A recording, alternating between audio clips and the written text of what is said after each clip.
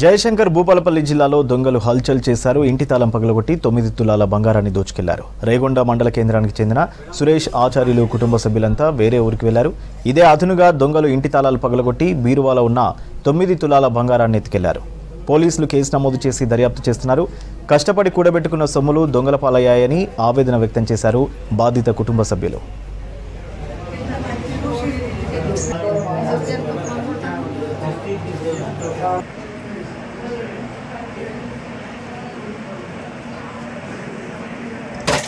పరిస్థితుల్లో ఏది ఎట్టుకోదు, నువ్వు టెన్షన్ అవ్వడం రిలాక్స్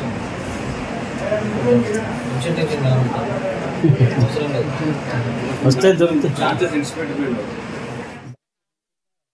4 గాజులు, 3 తులాల హారం, తులంన్నర బ్రాస్లెట్, 2 ఉంగరాలు, 9:30 ఊరికి వెళ్ళి 4 రోజులు అయింది.